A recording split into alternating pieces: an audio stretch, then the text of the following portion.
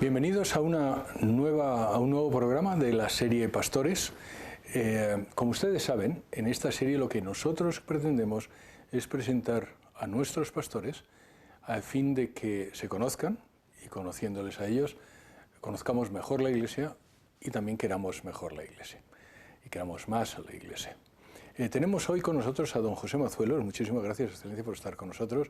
Él es obispo de Canarias y ha venido desde Canarias para estar aquí con nosotros, bueno, también aprovechando que tenían la plenaria de la conferencia episcopal. Muchísimas gracias, don José, por estar con nosotros. Gracias a vosotros. Don José, ustedes no lo han oído porque ha habido, la frase es muy pequeña, pero don José es probablemente del norte de España, sí, ¿verdad? Sí. Diga. Un poquito. Del norte de Canarias, sí. Sí. Don José nació en Sevilla en 1960 y estudió... En Osuna, es un pueblo de Sevilla. Ah, perdón, no sabía. ¿Hay clases todavía en Osuna? Osuna. ¿Cómo es el pueblo? El pueblo de los más bonitos de España, sí. Tiene una calle dedicada por la UNESCO como la calle más bonita, una de las calles más bonitas de España. Sí. ¿Dónde está? ¿En Sevilla? Está entre Sevilla y Málaga. Voy a tener que ir a... ¿Y no tiene usted una calle dedicada allí? Cachís. No. Esto tenemos que arreglarlo. Pero nació en Osuna, no en Sevilla, nació en Osuna en 1960. Y estudió medicina, ¿verdad, don José? Estudié medicina en Sevilla. Estudió medicina en Sevilla. ¿Qué le llevó a usted a estudiar medicina? Bueno, yo desde mi bisabuelo eran médicos. Mi bisabuelo, mi abuelo, mi padre, mis tíos. Y en mi casa pues se respiraba la medicina. Y entonces pues a mí me gustaba la medicina y me llevó a estudiar medicina. Y en principio pensaba que iba por ahí la vida, que iba a ser médico. Y después se cruzó el Señor por mi vida y me dijo, no, vamos a ser curas. Bueno, pues nada. ¿Y tiene usted hermanos? Sí, somos 4 hermanos. ¿Y alguno de ellos también es médico? No, todos sanitarios, biólogo y farmacéutico, pero no. O sea que se ha terminado la saga de... Bueno, un primo hermano mío ha continuado siendo médico, así que... Y cuénteme cómo era su familia. Bueno, mi familia era una familia de clase media en un pueblo, éramos médicos, mi padre era médico y bien, pues una familia que vivíamos siempre en un pueblo compartiendo con todo el mundo, estudié en Osuna, el colegio, el bachillerato y una familia que nos llevaba todo muy bien, además muy vinculado tanto la familia de mi padre con la familia de mi madre, que nos reuníamos los primos, estábamos juntos. Eso es lo que le puedo decir, unos grandes recuerdos de mi familia. Siempre. ¿Eran muy religiosos sus padres? Bueno, mis padres eran religiosos, no muy religiosos. Mi padre era religioso, iba a misa, nos llevaba a misa, nos hicimos la primera comunión, nos confirmamos y nos preparaba. Y está claro que ahí sí, lógicamente sobre la misa dominical, pues íbamos juntos. Recuerdo, por ejemplo, él nos enseñó mucho el Jueves Santo, era sagrado para él, para ir a el oficio, la misa de la Cena del Señor y después rezar las estaciones, que es ir a las 7 iglesias rezando las estaciones, que además es una costumbre que en mi pueblo se lleva mucho. Y yo ahora, por ejemplo, de obispo he estado también haciendo las 7 estaciones después de celebrar los oficios, porque es una cosa que nuestros padres nos marcaron. Lógicamente el Viernes Santo en Osuna, que es fuerte la devoción de la piedad popular.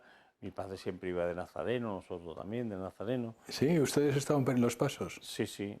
Y entonces, pues, bueno, una vida de aquella época, en los primeros años, pues, religioso, de la misa y después... Mi familia era muy culto y enseñaban mucho por parte de mis padres, mis tíos. Tenía una tía mía, hermana, que era química y eran bastante cultos y bastante abiertos a todo. Que eso también nos enseñaron, a respetar a todo y a ser abierto a... Una cosa, don José, me estaba dando cuenta que mi padre también me llevaba a hacer las 7 estaciones, Pero ahora que lo pienso, ¿por qué son 7 si el Vía Crucis es 14? Por las 7 basílicas de Roma. Ah, Eso viene de ahí, de las 7 basílicas. claro, de yo Roma. decía, digo, si es verdad, si el Vía Crucis es 14, ¿por qué hacemos 7 estaciones? Sí, pero por la basílica romana. Y quedaba ahí. Que una tradición, en Canarias se está haciendo, se hace, y en Sevilla también se hace, y en los pueblos de Sevilla, por lo menos en mi pueblo, se ha una tradición muy fuerte. Que mi abuelo también era médico y también mi madre es andaluza. Pues ellos eran de Huelva. Entonces, pues no sé, vendrá por ahí, a lo mejor, puede usted saber. Así que, ¿y cuándo le viene la vocación? Bueno, yo acabé medicina, pues viví la transición, en la carrera estaba estudiando medicina, abandona uno más la práctica religiosa, se abandona, pero cuando acabé medicina, pues me puse a trabajar, después me fui a la mili, y en la mili pues empezamos, ya después comencé las catequesis del camino neocatecumenal, que lo conocí, recuperé toda mi fuente, por decirlo de una forma, de descubrir la iglesia, de nuevo reencontrarme con el Señor. Y ¿Qué edad después, tenía usted entonces? yo estaba en tercero de medicina, cuando empecé la... O sea, 21 años más o menos. O Sí. algo así. Y cuando empecé la catequesis, pero a mi manera. ¿Mm? Era un poco como los alejados que te dejan poquito a poco. Y entonces ya acabé la medicina, me puse a trabajar en junio, acabé hasta noviembre, me fui al servicio militar, a la mili, y allí en el servicio militar, en ese diálogo de Dios conmigo en el barco, pues... El servicio militar lo hizo en la Marina. Pero marinero, ¿no? Y bueno, pues ahí empieza el Señor a decir, oye, vamos a ser cura. Yo no quería, lógicamente, yo al principio me resistía. Decía, pero ahora vamos, yo ahora médico, pensando ya en mimir, ahora cura. Pero al final uno descubre que Dios habla, que está vivo y que me estaba llamando a una cosa tan grande, que era un necio. Somos necios muchas veces con respecto a la llamada de la voluntad de Dios.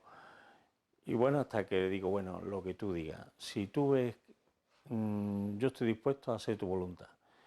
Y entonces pues vi claro que a través de la palabra de Isaías 55 que leemos en todas las Pascuas, ahí descubrí, me puse, digo, yo estoy dispuesto a hacer la voluntad. Lo que quiero que ve claro si soy cura o no, si es este el camino o no es este el camino. Y me puse, abrí la Biblia, salió 55:1 de Isaías 11, donde tus caminos son mis caminos, venía a comer gratis o beber gratis. Y aquello fue como una iluminación del Señor que me dijo, pero bueno, tú sabes dónde te estoy llamando, y uno se da cuenta la necedad. Quizá la medicina podía subsanar un poquito la vida terrena de algunos, pero el Señor me estaba llamando para abrir las puertas de la vida eterna a tantas y tantas personas, y eso fue lo que me enamoró, y ve que el Señor contaba conmigo a pesar de mí. Porque usted ha tenido realmente, luego lo estaba pensando cuando veía su biografía, cuando se hablan de vocaciones, y hay gente que dice, bueno, esta mañana estábamos con alguien que decía, bueno, yo tenía vocación para financiero. Y yo decía, bueno, pues qué curioso, ¿no? Pero no es una vocación muy... Hay vocaciones de esas especiales, y dos de las especiales son las de médico y las de cura. Digamos, la tercera, si quieres, militar. A mí me parece como son separadas. Y usted ha tenido dos de las vocaciones especiales, ¿no? Sí, sí, porque además la medicina que yo vivía en mi casa con mis padres, hablando de mi abuelo, de mi bisabuelo, de esa medicina cercana, medicina de un pueblo, medicina de hipocrática 100%, ¿no? Y todo eso, pues, de que también una medicina altruista, porque en un pueblo el médico también tiene que ser altruista, y te contaba la historia antes de estar la seguridad social y demás, pues las personas que había que atender, aunque no tuvieran recursos, que se atendía. Bueno, eso está ahí, esa vocación, esa medicina y esa vocación a esa medicina hipocrática, pues está ahí, que la he vivido. Y si ahora fuera yo un seminarista, un joven que estuviera en su misma situación entonces, estoy terminando la carrera, tal, y tengo la duda de si Dios me está llamando.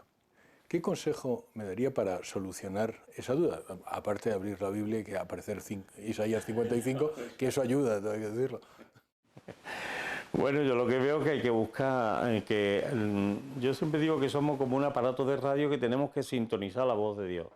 Y entonces la vocación es también aprender a sintonizar por dónde me llama Dios para el sentido de mi vida y mi vida. Yo tenía muy claro que era medicina, lo que pasa es que aparece ahí como esa llamada una vez trabajando en la mili y eso, oye, ¿qué te parece? ¿Cómo se te pasa por la cabeza? Es verdad que había estado ya en contacto con la iglesia a través de las comunidades, toda esa serie de cosas, y entonces empiezas a decir, es que Dios habla, y escuchas a voz y dices, ¿qué te parece cura? Al principio tú dices, no, hombre, no, ahora mismo, pero después con Dios se sigue hablando, a través de la oración, a través de la palabra, y uno sigue hablando, va uno viendo y al final pues se va, lo importante es ponerse, yo se lo he dicho algunas veces, hay que ponerse tantas veces ante el Santísimo a decirle, Señor, aquí estoy, yo quiero hacer tu voluntad, yo creo que tú ya sabes que mi vida está orientada en casarme, en la medicina, pero por otro lado esta inquietud que tengo dentro, tampoco quiero apagarla, serás tú que me estás llamando, clarifícame, ayúdame, y entonces la paz de Cristo sirve de árbitro en tu corazón, dice San Pablo. Porque no realmente todo el que tenga esa inquietud realmente tiene vocación, ¿no? Todo el que tenga una inquietud de ese tipo no necesariamente tiene vocación. Bueno, esa llamada es como un sueño de José, es una inquietud, una cosa, una llamada interna que hay, es lo mismo que la llamada al matrimonio, la llamada... Yo siempre veo que también se habla uno con un sacerdote, habla uno con personas, que son muchas vías para poder escuchar a Dios. La oración, el sagrario, la Biblia, la palabra de Dios, la dirección espiritual, que te van ayudando. Otra cosa que ha dicho usted, don José, y que además se repite mucho en las vidas, en todas, o en casi todas, es eso de cuando me voy a la universidad y me alejo de Dios. Y parece que es casi como una necesidad, que eso pasa. Pero no es así, no necesariamente pasa. A mí, por ejemplo, no me pasó, no necesariamente me pasó. Entonces, ¿qué es lo que podemos hacer? ¿Qué tendríamos que hacer para que esa gente, o sea, los chavales que una vez que se van de casa y efectivamente se van a la universidad y tienen esa edad de 18, 19, 20, que muchos de ellos se alejan de Dios, otros como usted vuelven, pero otros no vuelven? ¿Qué podemos, o sea, para un padre, dígame, qué consejo me da para que mis hijos, cuando tengan 18 años, 19 años, no se alejen de Dios y no tengan que correr ese riesgo de que no regresen? Mire, yo lo que veo cuando hay una buena iglesia doméstica, eso va calando. Después cada uno, Dios va haciendo una historia de salvación con cada uno. Entonces los padres lo que tienen que introducir esa semilla, y después, como decía, hay que introducir la semilla. Benito XVI hablaba de esa transmisión de la fe, de enseñar a los niños no solamente Dios creador, sino ver al misterio de la vida, Dios creador, pero sobre todo también él dice que es importante descubrir la realidad social, de ir a ayudar a asilos, a pobres. Es una cosa que en mi pueblo también de chico nos metían ahí a las Hermanas de la Cruz, ayudar en verano a dar clase, cuando estábamos en el bachiller a dar clase a niños más pobres, las Hermanas de la Cruz. Había una residencia de ancianos de las Hermanitas de los Pobres, también íbamos a ayudar a dar de comer, Cáritas, eso está ahí. Y después la oración y después el encuentro también con un director espiritual que tuvimos de jovencito, un fraile carmelita o un religioso carmelita, que nos inició un poquito en todo este de encuentro con la palabra de Dios. Yo lo que veo que es importante ver que la palabra de Dios habla. Eso fue lo que después, cuando uno te metes bueno, pues en aquella época mía, la iglesia se consideraba un poco del franquismo, la iglesia de moralistas, de una serie de, ¿qué te diría? una cosa trasnochada, no iba, pero a pesar de todo, aunque uno dejó la práctica religiosa, pero no dejó la fe religiosa. Entonces, y después allí con el sur pues tenemos eso, está esa piedad popular que sigue conectándote los sacramentos, los amigos, que es decir, se pierde la práctica religiosa, pero no se pierde la fe. ¿Por qué? Porque habíamos tenido una cimentación buena con este cura que te digo, que nos había enseñado a descubrir la palabra de Dios como una palabra gratuita y el amor de Dios. Y nos había liberado, por decir una forma, de ese cristianismo como un corsé moralista. Y nos enseñó que ser cristiano es encontrarse con Dios. Por eso yo cuando entro a la universidad, después me voy, yo lo veo que es todo un proyecto que es poner la vida en manos de Dios, a enseñar a poner la vida en manos de Dios, que Él va llevando también los caminos y con la oración también de los padres y demás, pues va iluminando esos caminos. Pero importante hacerle descubrir que Dios está ahí, que está cercano, que ser cristiano no es un moralismo, sino es una relación personal con un Dios que tiene en cuenta tu vida. Eso nos enseñó a nosotros ese carmelita y eso pienso que fue lo que después nos llevó a no entrar en la vorágine de todo ese antiiglesia de la época de la transición. Y cuando usted le dice a sus padres que tiene vocación y que quiere ser cura, ¿qué le dicen? Bueno, pues yo después de esta experiencia, pues mi madre dice, bueno, niño, tú estás loco un poco, ¿no? Porque Pues claro, usted es el mayor de los hermanos, el no, soy mediano. el segundo. Segundo. Pero yo había acabado la carrera, bueno, había estado trabajando, había acabado la mili, me iba ya a la mili acabada que voy a trabajar, acabándose la mili.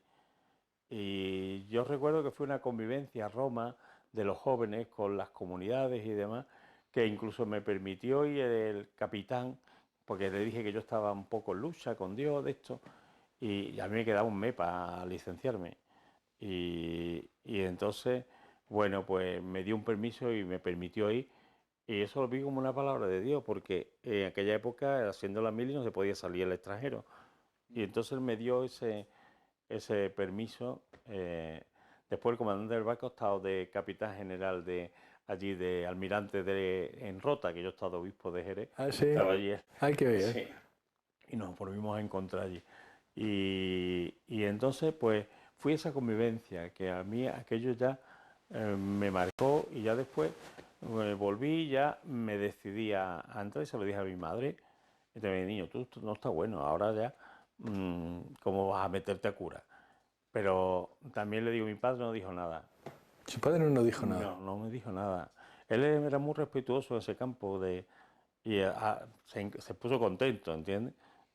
Yo solo sé que se puso, pero no era mucho de manifestar sus sentimientos. Después, lógicamente, pues estupendo. Mi madre y él, ya cuando me ordené cura, él no estuvo en la ordenación, ni él ni mi madre cura, porque él estaba en la UCI, un problema de circulación, perdió conocimiento. Mi madre se quedó con él y entonces yo me ordené y mi primera misa me ordené y él se murió a los 2 días. Así que vino también el cardenal, bueno, amigo Vallejo, celebró el funeral. Y del sábado que él murió el lunes y el sábado celebré yo mi primera misa, donde ya sí estuvo mi madre. Y bueno, pues fue una experiencia también bonita porque de diácono había estado en un pueblo donde estaban un poco gente muy secularizada, muy atea, que si no creía en la resurrección, ¿En dónde? ¿En Sevilla? Sí, en un poblado de estos de colonización de Lora del Río, el priorato se llamaba, y a mí aquello me sirvió para ser testigo de Cristo resucitado en ese sentido. Y después de diácono también me fui a Colombia, estuve 3 meses allí en las misiones y bueno, pues fue cuando me ordené, me fui 3 meses, volví y mis padres pues estaban felices, ¿no? Mi padre cuando me ordené diácono feliz, y mi madre y eso. No le gustó tanto como fuera a Colombia a mi madre, porque era la época dura de Colombia. ¿En qué año estuvo usted allí? Pues estuve en el año que mataron a Galán, de Rodríguez Gacha, el mexicano, todo que fue en el año 80, Ah, no, yo estuve antes. Yo es que viví en Colombia, pero antes. Vamos a ver, pero tú... Es que me está despistando yo cuando me ordeno yo. En 90, pues en el 89. Sí, sí, sí, no, yo estuve bastante antes, sí. Sí, era una época difícil allí. ¿No? ¿Y qué dijeron sus hermanos? Ah, fenomenal, ya te veíamos venir. ¿Alguien le dijo, No, te a veíamos mí venir? hubo amigos míos que me daban 2 días en el seminario. ¿Ah, sí? Sí. Y bueno, no apostaron mucho, pero después ya se vieron que la cosa venía seria. ¿Y sus hermanos qué dijeron? Bueno, los más chicos no El hermano dijeron nada. mayor. Pues nada, dice, bueno, yo no te veo en el seminario, yo veremos. Entonces, pero al final sí. Eh, y usted se ordena sacerdote en 1990. Le iba a hacer una pregunta. ¿Qué se siente? ¿Quién le ordenó sacerdote? ¿Qué obispo? Don Carlos Amigo.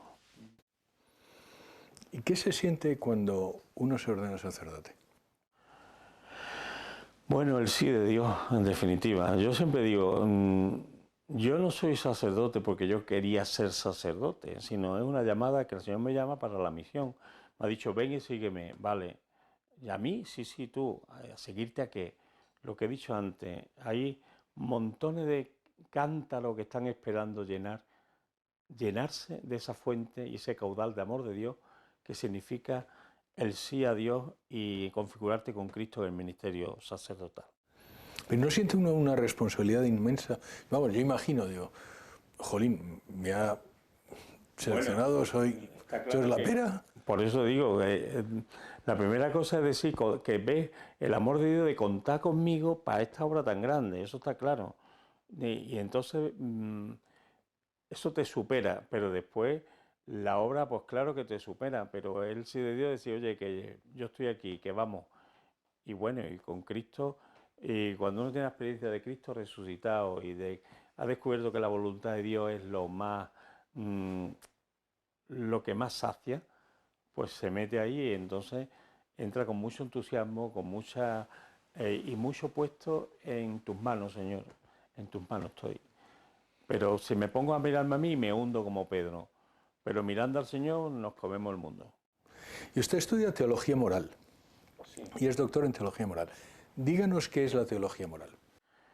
Bueno, la teología moral, en definitiva, es cómo me tengo que... Dice, la moral responde cómo me tengo que comportar para alcanzar la plenitud de ser hombre.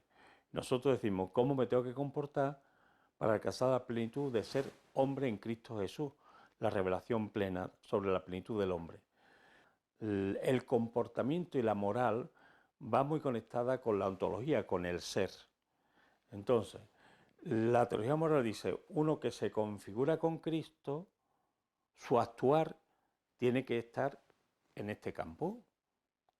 Se responde. Entonces, la teología moral mira, estudia y profundiza en Cristo que revela el hombre al hombre, y a la luz de Cristo podemos decir cómo el hombre puede ir actuando para configurar su ser en plenitud. Porque el hombre es libre, porque cuando actúa configura su ser. Es decir, si yo robo, me configuro mi ser como un ladrón. Y si miento, configuro mi ser como un mentiroso. Va unido el ser y el actuar. Entonces, la teología moral, la primera cosa que dice es el encuentro con Cristo implica una coherencia y en este actuar para configurarte en la plenitud revelada por Cristo. Y entonces va dando los comportamientos, estudia cómo el hombre puede alcanzar esa plenitud, cómo puede ir caminando en la vida, comportándose Es que es difícil en 5 minutos dar un No, capítulo está fenomenal. de toda la teología moral, pero y a la luz de la revelación, pues ir definiendo, bueno, cómo tiene que ser el existir del cristiano. Porque para que se entienda mejor, hoy dicen, hasta ahora el ser configuraba el existir. Es lo que hemos estado viviendo. Por eso, ¿qué es ser cristiano? Y hablaba de un existir como ser cristiano, a la luz de Cristo. Y ahí entraba la moral. Hoy dicen, nosotros que existimos configuramos el ser. Y eso es lo que se trata de hacer hoy. Por eso, nosotros que existimos decidimos que el ser humano no es persona hasta los 3 meses. ¿Eh? Y estoy configurando un ser. Y a la madre, cuando una mujer se queda embarazada, se ha convertido en madre, es madre. Y dice, no, no, nosotros que existimos podemos quitarte la configuración de madre con el aborto y ya vuelve a ser libre. Y todo es la gran mentira de hoy. Por eso es importante conectar el ser, ese ser cristiano, con el existir. Por decirlo de una forma, la teología moral profundiza en ese ser y propone ese existir y habla de un Empezando desde el ser y no desde el existir. claro, del ser cristiano, del ser en Cristo, de la revelación. Por eso la teología moral tiene también una parte de, toda la ley moral, tiene una parte de razón. Todo hombre, independientemente de que crea o no, reconoce que esos 10 mandamientos, no mentirás, lo ha dicho el Señor para proteger y para poder desarrollar la dimensión relacional que tiene el ser humano. O no matarás, pues lo mismo. Es una dimensión del ser humano, tiene una dimensión social por naturaleza. Parece que don José hoy lo que yo creo está todavía más en cuestión es la realidad, ni siquiera el ser. La realidad es fungible. Entonces, como no existe... Claro, es que cuando yo hablo del ser hombre, la realidad humana. Sí. Poner los pies en la tierra. Claro, pero hoy lo que se cuestiona es que exista la realidad. La realidad es lo que yo quiero que sea, claro. Y por tanto, hoy decido que soy yegua. Entonces, pues hoy soy yegua. Y mañana seré, yo qué sé. Nosotros que existimos determinamos el ser, como nos da la gana. Eso es lo que está hoy en juego. Y entonces, el problema es lo que dice el Papa Francisco: Dios perdona siempre, el hombre a veces, la naturaleza nunca. Y el ser termina imponiéndose. Por eso no pueden engañar a los jóvenes diciéndole que podemos entrar en una realidad virtual y configurar nosotros nuestro ser. No. Lo importante es, hay que desarrollar la razón para ver quién eres tú, hombre, quién soy yo, en definitiva, y después iluminar ese quién soy yo a la luz del hombre revelado en Cristo Jesús. Y por eso los caminos de plenitud y los caminos de sentido de la vida se encuentran en ese acoplar la vida, la moral, el comportamiento con ese ser de Dios. No pertenecemos a ninguna orden religiosa, a ninguna conferencia episcopal, a ningún movimiento, y solo dependemos de ustedes para poder seguir haciendo programas como estos. Por eso les ruego que entren en la página web www.swtnet.es y dejen un donativo. Cualquier cantidad es bienvenida y que Dios les bendiga. Seguimos enseguida, don José.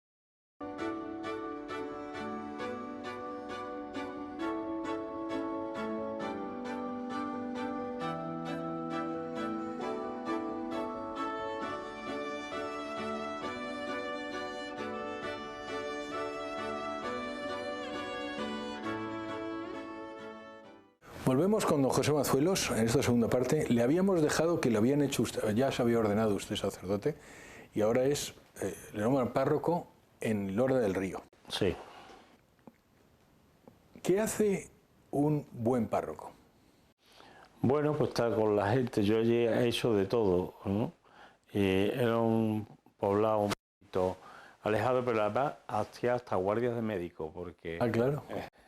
el médico estaba en aquella época, los médicos tenían que estar todos los días, no había centro de salud, tenían que estar todos los días, y entonces el médico que estaba allí había casado hace poco y demás, y yo me quedaba los fines de semana, poníamos urgencia y el cura, y me quedaba yo de... ¿Sí? Y me quedaba de médico y... ¿Y confesaba alguno después?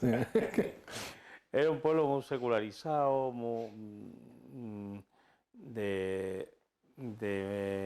poco muy anti-iglesia, pero empezaron a acercarse a la iglesia y vieron que, porque para ellos pues, muchos eran de que la iglesia éramos vividores, pero claro, ellos pensaban, ¿cómo es posible que este siendo médico esté aquí con nosotros? Y eso les llamaba a ellos la atención. Bueno, y me lo pasé muy bien porque montamos una romería de San Isidro, hicimos un coro, un poco, me iba al centro de los ancianos, jugaba con ellos al dominó, de todo un poco hice. Y entonces aquellos fueron unos años, la verdad, muy, muy bonitos, muy buenos. Y ya después, pues, me llamó el cardenal para irme a Roma. Y entonces para estudiar. Dígame un consejo para un nuevo párroco. Si una persona es nuevo párroco y va a una nueva parroquia, dígale un consejo. Pues el consejo primero es saber que el que te manda allí es Dios. Si tú tienes esto claro, espera que Él vaya actuando. Yo allí, por ejemplo, era un poblado de colonización, con muy poca actividad religiosa, casi nada. No había misa diaria. Pero ¿qué es lo que pasa? Algunos me decían, cuidado, ¿dónde te han mandado? Allí, en ese pueblo tan pequeño. Pero yo no murmuré, sino todo lo contrario. Bueno, si aquí me ha mandado el Señor, aquí estoy. Al final me puse a trabajar también con los drogadictos y me metí a trabajar mucho con los drogadictos y con el proyecto Hombre, que iba hasta Málaga, con el padre Benito y con todos los drogadictos al final de la comarca venían en busca mía las familias. Y bueno, pues trabajamos con muchos drogadictos. Unos se murieron con sus sacramentos, otros se recuperaron, rehabilitaron y bien, otros siguieron en la droga, pero bueno, fue una experiencia buena, por ese camino también me gané bastante al pueblo. A mí con el primer drogadicto que yo me empecé a ver si se quería, que me vino a pedir ayuda para salir, y como por este hombre había que hablar con la familia, todo el mundo me decía, ni se le ocurre hablar con familia ni con nadie. Y digo, bueno, si vamos en nombre de Jesucristo la cosa cambia, y de hecho cambió. Y entonces, pues muy bien. Eh, por eso yo lo que siempre le digo a los párrocos o a los curas cuando mando un sitio, no digas nunca que no, métete, espera, y si piensa que Dios te ha mandado allí, alguna carta tendrá que sacarse contigo. Luego fue párroco de otro, Nuestra Señora de Benacazón. Benacazón, eso fue después de venir de Roma. Yo estuve 5 años en Roma. ¿Qué estuvo haciendo en Roma? Eso se me ha... En Roma me mandaron a estudiar moral, hice la licenciatura en moral y el doctorado en moral. Hice el curso de perfeccionamiento en bioética del Gemelli, estuve 5 años en Roma estudiando y bueno, pues iba también a una parroquia, Santa Francesca Cabrini, y entonces pues esa experiencia del desierto del estudio, porque uno que había estado estudiando siempre medicina, después ya que había tenido el contacto con la pastoral, de nuevo otra vez a meterse a estudiar, pero bueno, la verdad que gracias a Dios todo ese campo de la moral, la bioética, la medicina, por final fue como también uno entendió por qué el Señor me había hecho ser médico antes que meterme a cura. Y ya después pues volví y estuve en la parroquia de Benacazón, una parroquia totalmente distinta, toda la vida del pueblo, un pueblo muy eclesial y muy de mariano. Todos los meses había ¿Dónde estaba? ¿En Sevilla también? en Sevilla, en el Aljarafe sevillano, todos los meses había un culto a la Virgen, un rosario de la Aurora. Toda la vida del pueblo gira en torno a María a la devoción, a la parroquia, una devoción grande a la Virgen de las Nieves, que es la patrona. Bueno, era un pueblo muy religioso, muy de iglesia, no tenía que ver con el primero, era otra cosa, pero los pueblos de la Jarafe muy marianos y muy alegres, siempre con la alegría, siempre, y muy bien, fue también otra experiencia buena en aquel pueblo. Y después me nombraron subdirector también del Servicio de Asistencia Religiosa de la Universidad de Sevilla, y al ser obispo de Jerez, al director, pues me nombraron a mi director y ya tuve que dejar el pueblo. ¿Y qué es lo que hace un director de asistencia religiosa de la universidad? Bueno, la directora de asistencia religiosa de la Universidad de Sevilla era capellán de la Hermandad de los Estudiantes, que está ubicada allí, pero después la Universidad de Sevilla, a pesar de ser pública, tenía un reconocimiento al servicio de asistencia religiosa, donde teníamos una asignatura de libre configuración que organizábamos nosotros, que dábamos nosotros. Teníamos también bueno, la atención a las capillas, teníamos un presupuesto para actividades del aula Fecultura, de actividades también de profundizar de conferencias, teníamos también sobre Cáritas. Y no estaba, es verdad que a lo mejor, yo como he vivido mucho tiempo fuera de España y no, pero vamos, lo que ahora trasciende ahora, y también es verdad que es en la Universidad Complutense de Madrid, es un enorme anticlericalismo, un enorme anticristianismo. Vaya, ¿era igual entonces allí o es otra cosa? O a lo mejor es una exageración también lo que dicen aquí, no sé.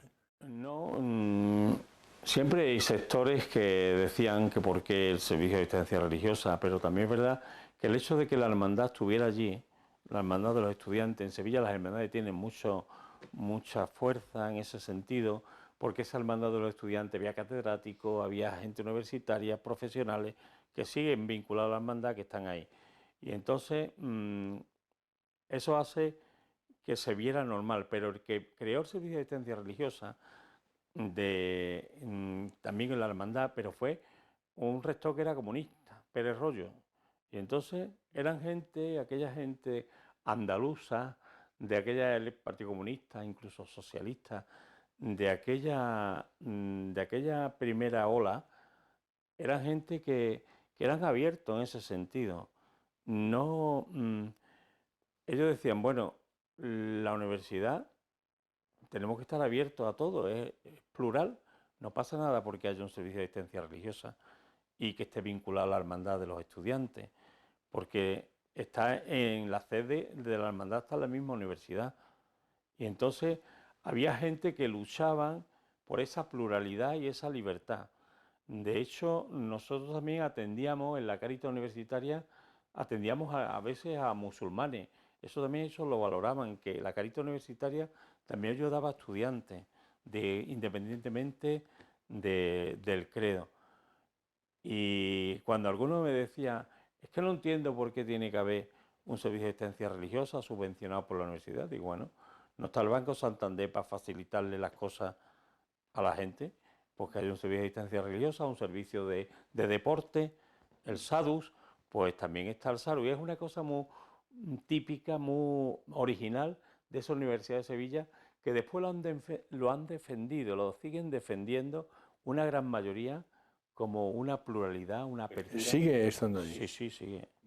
Y además el jefe del servicio de asistencia religiosa lo paga la universidad. Yo lo que digo es que eso mismo lo podrían hacer en otras partes de España y los echarían. Ya, porque aquí se puso como que para ser de izquierda hay que aniquilar la religión. Y después otro de los errores es que la confesionalidad del Estado se concibe como antiiglesia. Entonces, ahora mire usted, una cosa es que el Estado sea confesional y otra cosa es que si hay demanda y hay gente que pagan sus impuestos, pues ¿por qué no? Yo siempre lo digo, yo con mis impuestos se pagan polideportivo y estoy muy contento que la gente haga deporte y demás. Yo no voy a correr a un polideportivo y no por eso digo que no se pongan deporte, no se pongan polideportivo. Pues bueno, por lo mismo, yo a usted no lo obligo a venir a rezar, pero si somos una mayoría que estamos aquí, nos gusta tener nuestra hermandad, nuestra capilla y demás, ¿por qué no? No pagamos otras cosas, pues lo importante es que... Es el argumento verdaderamente potente, porque efectivamente podemos hacer polideportivos y luego nadie hace atletismo. Sin embargo, hay más gente para la iglesia. Luego le hacen a usted canónigo penitenciario de la catedral. ¿Qué es un canónigo penitenciario? Bueno, el penitenciario es aquel que, al ser moralista, pues el penitenciario, ya sabéis que había pecado, ahora ya están más, ya el Papa concedió que los perdonase de todos sacerdotes después del año de la misericordia. Pero había los pecados que llevaba la excomunión, como el caso del aborto, no solamente venía el perdón, sino que había que levantar la excomunión. Y entonces eso se encarga el penitenciario de la diócesis. Lo puede ser el obispo o el penitenciario. Y entonces, cuando había casos de, por ejemplo, de aborto o de alguna apostasía y había perdón, había arrepentimiento, pues se mandaba al penitenciario. Ah, no sabía yo. Entonces es en los pecados que llevan excomunión para la renta. Ah, ok. No solamente el perdón, sino de nuevo el obispo el que devuelve la comunión con la iglesia y lo hace a través del penitenciario. Ah, entiendo. ¿Y sigue existiendo ese cargo entonces? Sí, en los canónigos siempre existe el penitenciario. Se sigue existiendo, sí. Y luego es usted profesor de moral y bioética y de teología moral en Jerez, en Madrid y en Callao, en Perú. Sí, porque yo era ya un doctor en moral y en bioética y entonces hacía cursos de licenciatura en San Dámaso porque me pillaba lejos y entonces algún curso de licenciatura pues se unificaban para venir 2 días en semana en un trimestre y era de San Dámaso. Y después en Jerez pues lo mismo, la licenciatura, la teología moral y para la escuela de teología pues iba una vez en semana a Jerez, de Sevilla a Jerez, para dar la clase de moral, la moral a personas y sobre todo bioética, que era lo que... ¿Le gusta la enseñanza, don José? A mí sí me gusta la enseñanza. ¿Qué reputación tenía usted como profesor? Ah, bueno, eso habría que preguntárselo a los alumnos. Ah, pero usted lo sabe. Yo no. Algo Yo pienso que tenía buena reputación, no lo sé. ¿Pero buena de blandete o de buen profesor o de duro? Yo pienso que por lo menos ameno era.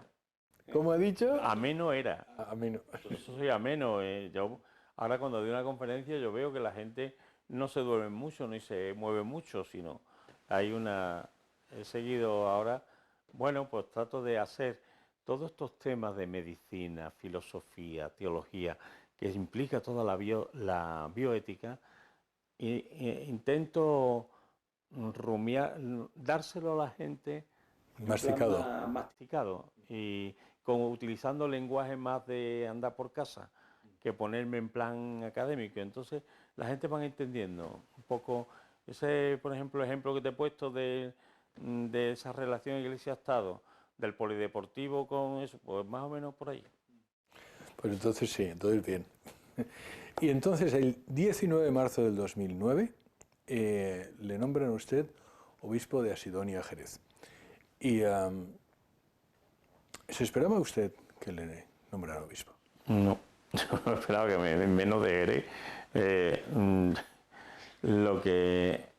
Mire, lo que pasa es que cuando en todas las diócesis hay sacerdotes que por su formación, currículum, y ya sabéis que se piden informes a la diócesis, a sacerdotes religiosos, a laicos, sobre posibles candidatos para ser obispos. Y entonces, cuando hay una movida de esta, de que piden informes, pues empieza a lo mejor, oye, a este están pidiendo, este va a ser obispo, y se rumorea que va a ser obispo, pero ya está, de ahí a que sea obispo hay un trecho muy grande. Entonces, hasta que cuando te dice el nuncio que venga usted, que voy a hablar con usted, entonces ese día que te planta, porque tampoco te da mucho tiempo, te vienes a Madrid y te dice, el Santo Padre ha pensado que usted sea obispo de Jerez, pues es la primera noticia que tengo. Y cuando le llama el nuncio por teléfono, oiga, venga usted que tengo que hablar con usted, No dice nada, ¿no? No, pero usted no se cavilaba nada. Yo no me cavilaba nada. Yo lo que digo, ¿a qué me llama a mí el nuncio? ¿Será para algo? Puede ser obispo, pero puede ser para que le dé informe de algo, o pueden ser muchas cosas. Y cuando le dijo eso, ¿cuál fue su primera reacción? Se te cae el techo encima. La primera reacción. Sí, pero bueno, yo en este... Pero lo que sí tiene una cosa clara, mira, desde que yo le dije sí a Dios, yo puse mi vida en manos de Dios. Lo mismo que me fui al priorato. Después me volví a estudiar Roma. Después vine a Benacasón. Después estuve en la universidad. Yo tengo una cosa clara y tengo una cosa clara. Mi vida está en manos de Dios. Donde Él disponga, eso hago. Cuando me ordené de sacerdote, yo puse mi vida en manos del obispo de Sevilla. Donde él me mandase, allí iba, porque era pasar por ahí la voluntad de Dios. Si usted le dice que voy para allá, allí voy. Y allí esperaré al Señor. Y cuando me dijeron, usted va a ser obispo, pues bueno, pues no dije, voy a decir que no. La responsabilidad que me caía era grande, pero si el Señor me llama para esto, pues aquí estamos. Yo no voy a decir que no a nada de lo que me pida la Iglesia a través de la obediencia que debo de poner mi vida obedeciendo a la misión que me encomiende, principio de sacerdote, mi obispo y ahora el Papa. ¿Cómo es esa diócesis de Sidonia Jerez? Una diócesis estupenda, es la mejor de España, es una de las mejores de España, porque tiene los mejores pueblos de la provincia de Cádiz, de la costa, los tiene Jerez. Después Jerez tiene una idiosincrasia. Es una, para todos los que no hayan visto Jerez, yo hace muchísimo tiempo que no fui, pero me acuerdo que vivía yo en Alemania, fui a Jerez y es uno de los viajes más bonitos que hice cuando volví a mi país, de los últimos años. Es que Jerez es muy alegre, muy sevillana, porque tiene mucho de Sevilla, mucho Jerez, entonces para nosotros no es extraño. Pero después está todos los pueblos blancos, esa sierra de Cádiz que coge también la diócesis de Jerez. Por eso la diócesis de Jerez coge la costa, Sanlúcar, Barrameda, Rota, el puerto Santa María. Es decir, que coge la creen de la provincia de Cádiz, después Jerez y después los pueblos blancos. Entonces la diócesis es maravillosa. Después, a mí me gusta el flamenco, pues flamenco no vea. Me gusta todo lo que es la fiesta de andaluza, pues me gusta también el vino tomado. Pues, ¿yo qué quiere que le diga? Yo estaba en Jerez feliz. Me gustan los toros. Me encantan los toros. Y entonces, pues nada, pues Jerez, allí estaba yo. Pero también te digo, cuando me dice el nuncio que voy a Canarias, al principio, como siempre, un jarro de agua fría te dice siempre, bueno, pues usted me contestará lo antes posible. Y claro, uno dice, yo estoy aquí, pero tú no, ella en Jerez llevaba 11 años, yo sabía que ya de Jerez no es diócesis de llegada, sino para un obispo joven en una diócesis de paso, a no ser que metiera la pata, uno puede decir, uy, a ver si meto la pata y me dejan aquí para siempre. Pero no, es broma. No, pero como la vida misma. Sí, por eso digo. Pero bueno, cuando ya me dice lo que aparecen muchas diócesis posibles, y ya cuando me llaman Baja Canaria, uy, de nuevo, uno tiene que poner el chip y conectarse con Dios, ¿no? Y yo recuerdo que me fui al Santísimo a decir, bueno, Señor, a Canarias. Y bueno, pues yo le había diagnosticado a mi madre 3 días antes un cáncer de mama, mi madre tenía 90 años, normalmente estaba viviendo allí, venía mucho a Jerez. Tenía argumentos para decir, mire usted, ahora mismo no me parece con esta situación familiar, después había problemas con un sacerdote, En Jerez. en Jerez que iba a ir a la cárcel, todas esas cosas. Digo, bueno, pero lo del ser y el existir, el Señor me dice, ¿tú qué eres? Digo, yo soy obispo. ¿Qué significa eso? Disponibilidad, pues nada. A Canarias, allí está el tío, en Canarias. Y la verdad es que dije, si al Señor me fui a Canarias, yo sabía que Cristo me está esperando en la plaza de Santa Ana de las Palmas de Gran Canaria. Y puedo decir que desde que he llegado, feliz y maravilloso. Y el reto de la diócesis, viendo que bueno... ¿Cuáles son los mayores retos que tiene la diócesis ahora? Primero las vocaciones y la sacerdocio. poco sacerdote. ¿Cuándo llegó usted allí? Perdón, porque no lo hemos dicho. Hace 2 años y medio. Primer año de pandemia, de que prácticamente no, porque parecía que iba a pasar la pandemia ese verano, pero volvimos a tener pandemia todo el año, Navidad, Semana Santa. Y bueno, y me puso a trabajar, a conocer la diócesis, pero muy limitado a conocer. A mí, gente, cuidado, que llevo usted aquí 2 años, no ha venido todavía. Pero bueno, si es que el primer año no podíamos salir. ¿Cuántas parroquias tiene la diócesis? Bueno, tiene 200 y algo, pero que es, la diócesis es Gran Canaria, Fuerteventura, Lanzarote y La Graciosa. Entonces esa es la dificultad de isla. Menos mal que nos movemos con avión y hay vuelos bastante de un lado para otro. Pero hay que tener también cuidado porque los fines de semana ya los vuelos son complicados. Hay que saber que tienes que ir a la otra isla con tiempo para sacar los billetes, porque si no... Pero bueno, pero muy bien, el reto es importante. Uno descubre muy secularizado, lo que supone todo el turismo, toda la Está muy secularizada, ¿no? muy secularizada, pero la gente viene de vuelta.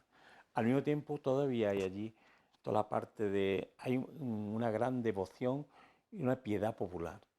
La patrona es impresionante. A mí me impresiona cómo la Virgen del Pino van los domingos, gente andando, mucha gente, y en torno a la Virgen del Pino, o la Virgen de los Dolores en Lanzarote, o la Virgen de la Peña en Fuerteventura, hay aglutina y peregrinan y van la gente a pedirle a la Virgen y tienen una esperanza. Y por eso digo que bueno, que a pesar de toda esa secularización, hay allí todavía muchos rescoldos muy importantes. Entonces, el mayor reto es... La evangelización y el seminario, claro. El mayor reto es ahora mismo ponernos las pilas todos los sacerdotes, entusiasmarnos, no tirar la toalla, sino todo lo contrario, y a contagiar un poco esta llamada y a facilitar a aquellos que son llamados por el Señor para que emprendan rumbo. Yo estoy muy entusiasmado y muy ilusionado. ¿Cuántos seminaristas tienen ahora? Ahora mismo tengo 6. Y yo espero que en 2 o 3 años lo doblemos. Dios le oiga. Sí, sí, yo se lo he dicho anuncio. El Señor ya vendrá con más gente y cuando empecemos a... Yo pienso que sí. Pues rezaremos por ella. Bueno, espero que sí. Y además aprovecho la televisión para que pida, para que rece todos los que nos ven por lo menos un sacerdote de Canarias. Sí. ¿Los que tienen no son de Canarias? Sí, no, para el seminario de Canarias, digo. No un sacerdote para la iglesia, sino para el seminario de Canarias. No, pues rezaremos por ella. Es verdad que es muy necesaria. Es verdad que es muy necesaria. Usted es además presidente de la Subcomisión Episcopal de Familia y Defensa de la Vida. ¿A qué se dedica eso? Aparte de lo que naturalmente dice, vaya. Bueno, pues nos dedicamos. Todo lo que estamos, eso la semana del matrimonio, la pastoral matrimonial, las delegaciones de matrimonio, que la estamos poniendo todos en marcha, todas esas actividades que tenemos que ayudar a coordinarnos, a cambiar experiencias, a fomentar la pastoral familiar y sobre todo también, siguiendo a Amor y Leticia, ver que la propuesta del matrimonio cristiano, que es la maravilla más grande, la aventura más estupenda que una persona puede vivir. Y entonces en positivo es lo que estamos haciendo con todas las delegaciones.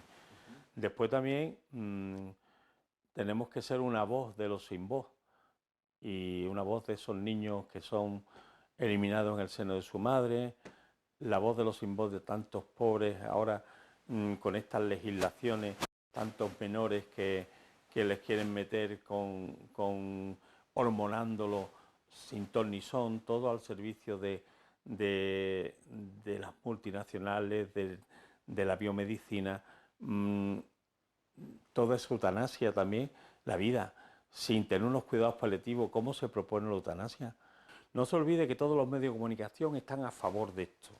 La cadena del Estado, las estatales, todas las grandes cadenas de televisión y los medios de comunicación, todos son voces al servicio, que yo digo, del nuevo orden mundial.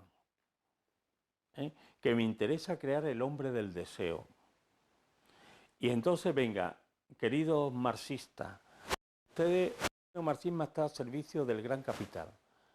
Ustedes ya olvidarse de la lucha de clase, ustedes dedicarse a la lucha de género, que es lo que a nosotros nos interesa, porque nosotros queremos crear el hombre del deseo. Una vez que tengamos el hombre del deseo, nosotros suscitaremos los deseos con nuestros medios de comunicación, que los manejan los medios de producción, y sobre todo ofertaremos medios que siempre generan ingresos para satisfacer los deseos. Ahí está la ley trans, importándose de los menores, usando unos momentos de dificultad de la adolescencia, de los niños, de la identidad, entran con toda esa publicidad, con toda esa legislación, de tal forma que antes un niño adolescente decía, uy, yo quiero cambiar, yo quiero ser niña. Como una de esos, se veía, hay veces que hay bullying, hay veces que hay una inestabilidad de problemas familiares y se intentaba, otro era el novismo, llamando la atención, pero claro, hoy nos encontramos que con la legislación que tenemos, a esos niños lo meten ya, yo digo como los toros, lo meten a las hormonas. Darle hormonas para toda su vida. Pero hombre, es que es de loco. Y se le da hormonas para toda su vida, pero detrás hay unas multinacionales que ganan mucho dinero en las hormonas. Y hormonas para toda su vida, y no dicen la verdad. Y mañana podemos tener los huesos de cristal cuando tenga 40, 50 años. ¿Qué va a pasar? Y todo porque estos señores están empeñados a ese nuevo orden mundial, que para eso le pagan, como yo digo, para eso están ahí. Y toda esta legislación, una legislación, todo creando ese existir, intentando destruir el ser. Pero lo que no saben, que es verdad que todo estos avances nos ha pillado a traspiés y sobre todo nos han pillado antes de todas estas cosas han ido, como decía Benedicto XVI, introduciendo la dictadura del relativismo. Esa dictadura del relativismo donde nadie piensa. La razón no vale, solo son opiniones. De hecho, estamos viendo cosas tan irracionales como la ley trans, tan irracionales como la del aborto de las menores, tan irracionales de una eutanasia sin cuidados paliativos. Y aquí nadie dice nada, es opiniones. Y claro, con unos grandes medios de comunicación voy creando las opiniones. Y parece que uno se pone en contra de la opinión, se convierte en un proscrito de esta sociedad. Ya no es progresista, ya no eres de izquierda. Y ahí entramos, y entonces yo pienso que ese nuevo orden mundial está muy centrado en España, hacer esa deconstrucción, arrasar con toda la familia, porque están mirando también todo lo que es Latinoamérica. Muy de acuerdo con usted, don José.